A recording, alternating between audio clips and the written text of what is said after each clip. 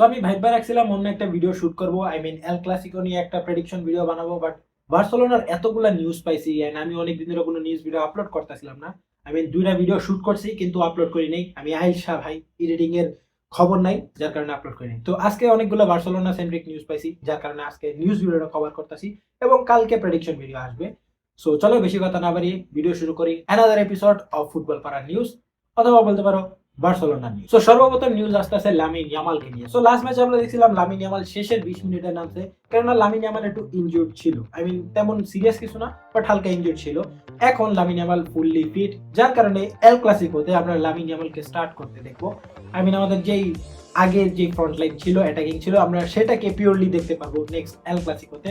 So Lamine Yamal will start the El Clasico. তো next news হচ্ছে Mark বার্নালকে নিয়ে। সো মার্ক বার্নাল বার্সেলোনা তেমন একটা টাইম পাইতেছিল না, যার কারণে বার্সেলোনার অনেক প্লেয়ারদেরকে বার্সেলোনার লোনে বিভিন্ন ক্লাবে পাঠাইতেছিল এবং জিরোনা এখন মার্ক বার্নালের উপর একটু ইন্টারেস্টেড। তারা মার্ক বার্নালকে 6 মাসের জন্য লোনে নিতে, আই মিন এই জানুয়ারির মধ্যে তারা লোনে নিবে নেক্সট সিজন এন্ড, মানে এই সিজন শেষ হওয়া পর্যন্ত।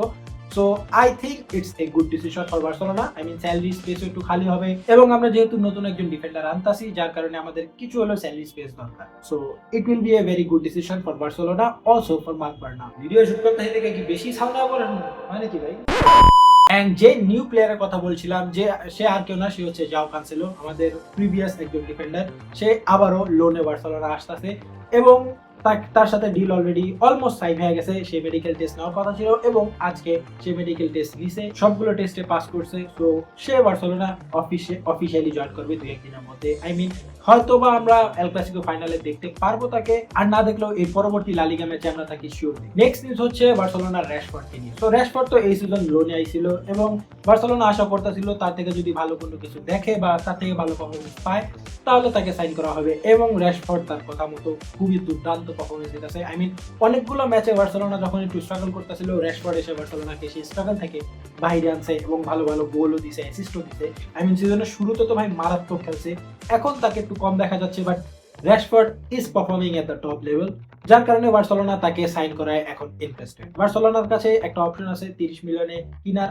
আই থিঙ্ক বার্সেলোনা একটু নেগোসিয়েশন করবে এবং বার্সেলোনা এটা জানিয়ে দিছে যে র‍্যাশফোর্ডের প্রতি তারা ইন্টারেস্টেড, এবং আমরা নেক্সট ট্রান্সফার উইন্ডোতে, আই মিন এটা না, নেক্সট সিজন শেষে যে ট্রান্সফার উইন্ডো হবে সেটার মধ্যে র‍্যাশফোর্ডকে অফিশিয়ালি বার্সেলোনার প্লেয়ার হিসেবে জয়েন করতে দেখব। সো নেক্সট আপডেট হচ্ছে রুনি বার্দাকিকে নিয়ে। সো রুনি বার্দাকি এখন আমাদের বি টিমে সাইন করা ছিল, আমাদের মেইন টিমে তাকে সাইন করা হয় নাই, ওই প্রবলেমের জন্য, স্যালারি প্রবলেম এটা সেটা।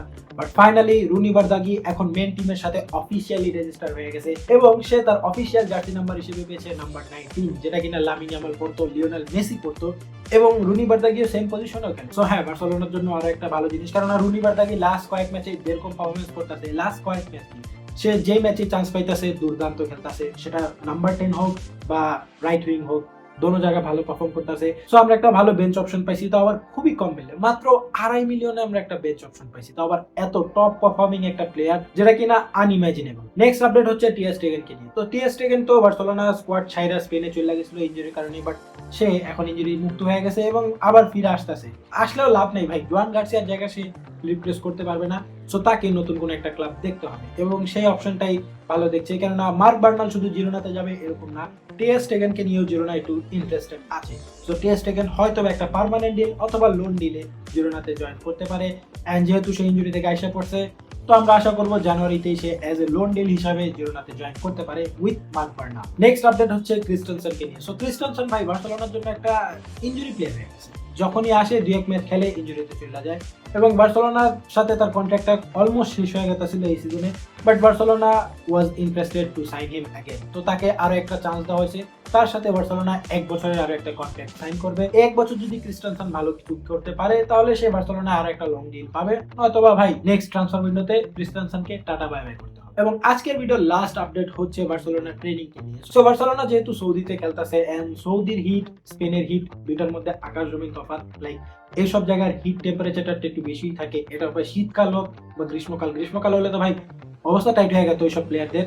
সো যার কারণে বার্সেলোনা ট্রেনিং করতেছে, আই মিন ফাইনালের জন্য ট্রেন করতেছে, সেটা রাত্রে, দিনে না করে তারা দিনের সময়টা রেস্ট নিয়ে পার করছে। যেহেতু বাইরে অনেক হিট, তাই তারা দিনের বেলাটাকে একটু অ্যাভয়েড করতেছে, এবং রাত্রে যখন হিটটা কমে যায়, একটু ঠান্ডা ঠান্ডা আবহাওয়া থাকে, তখন সকল প্লেয়ারগুলো ট্রেনিং করতেছে। এবং বার্সেলোনার ট্রেনিং গুলো একটু ইন্টেন্স হইতেছে না, নর্মাল ট্রেনিং করতেছে, লাইট ট্রেনিং, যাতে কেউ কোনো পরিমাণে ইনজুরি না হোক, এবং বার্সেলোনার যে ফুল স্কোয়াডটা আছে সেটা যাতে আমরা এল ক্লাসিকোতে দেখতে পারি। কেননা ভাই, এই এল ক্লাসিকোতে বার্সেলোনার রিভেঞ্জ নিতে হবে। লাস্ট ম্যাচের রিভেঞ্জ খুবই ভালোভাবে নিতে হবে। লাস্ট ম্যাচে আমাদের প্লেয়ার ছিল না, তারপরও রিয়াল মাদ্রিদ অনেক কষ্টে মষ্টে 2-1 গোলের একটা উইন নিতে পারছে। বাট এবার বার্সেলোনা ফুললি ফিট আছে, সবগুলো প্লেয়ার আছে। সো এবার বার্সেলোনার ডমিনেশন দেখাতে হবে। হান্সি ফ্লিকের যে প্লেইং স্টাইল, সেটা ভালোভাবে জাবি বলকে দেখাতে হবে।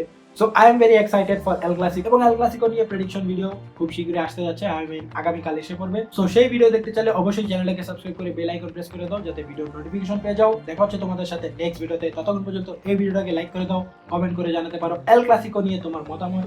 এন্ড ততক্ষণ পর্যন্ত